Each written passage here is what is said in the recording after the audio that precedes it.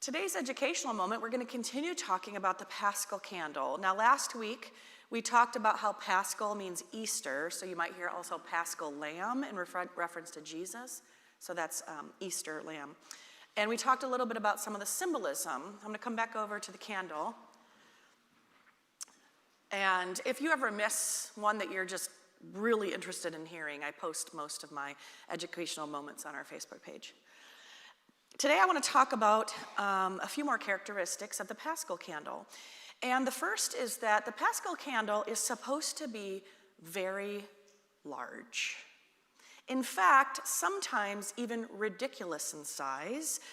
Not so much in our Lutheran churches, but if we look at some of our Roman Catholic siblings, I brought a couple pictures just to illustrate.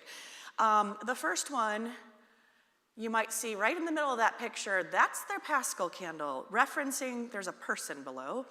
This is at the National Shrine of the Immaculate Conception in Washington, D.C., which is the largest Catholic building in North America. Next one.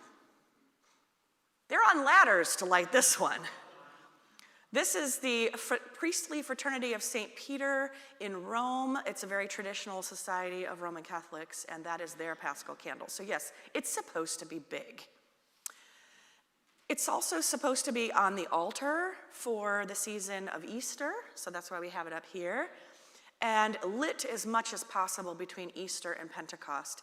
It used to be that people would keep them lit all the time, but that's not practical or safe. So we light it as much as we can when we're here.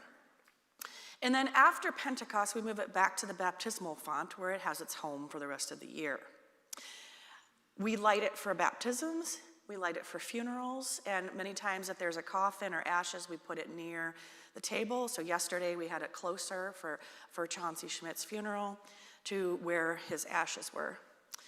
And we also will light the candles for baptismal sponsors from this candle, which symbolizes the light of Christ going out to our baptismal candidates.